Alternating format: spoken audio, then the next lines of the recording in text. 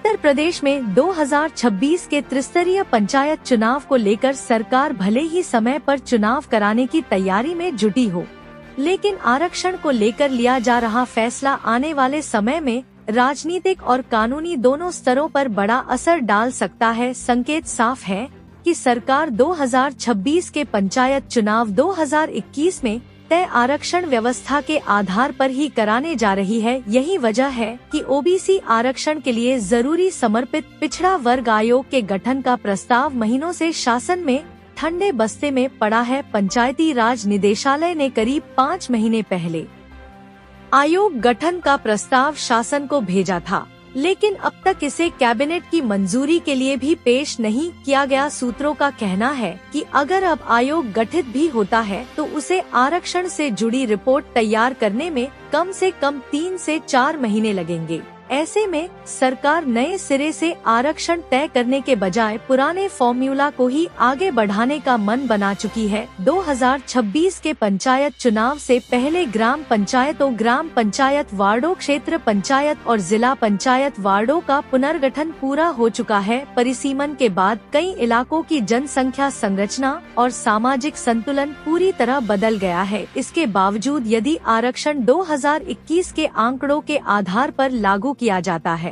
तो यह जमीनी प्रतिनिधित्व में असमानता पैदा कर सकता है।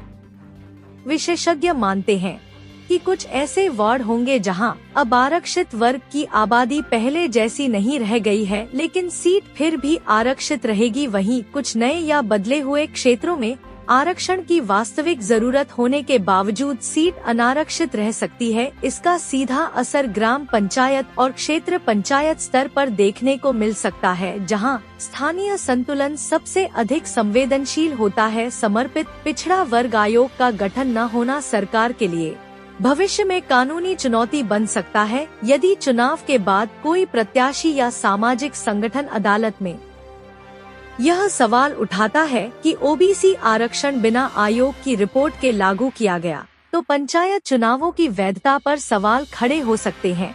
हालांकि सरकार फिलहाल इस जोखिम को नजरअंदाज करते हुए चुनाव प्रक्रिया को समय पर पूरा करने पर ज्यादा जोर दे रही है। प्रशासनिक हलकों में यह भी चर्चा है कि कानूनी विवाद बाद में देखे जाएंगे, लेकिन चुनाव टालने का विकल्प सरकार के पास नहीं है। सूत्रों के अनुसार पुनर्गठन के बाद 2026 के पंचायत चुनाव में जिला पंचायत सदस्यों की संख्या घटकर करीब 3000 रह जाने की संभावना है। इसके साथ ही ग्राम पंचायत वार्डों की संख्या में भी करीब 4600 की कमी आ सकती है। यह बदलाव केवल आंकड़ों तक सीमित नहीं है, बल्कि इसका सीधा असर राजनीतिक ताकत के संतुलन पर पड़ेगा। राजनीतिक जानकारों के मुताबिक हर जिला पंचायत सीट का महत्व बढ़ेगा। जिला पंचायत अध्यक्ष पद की राजनीति और तीखी होगी। बड़े दलों की पकड़ और मजबूत हो सकती है। छोटे दलों और निर्दलीय उम्मीदवारों की भूमिका सीमित होने की आशंका है।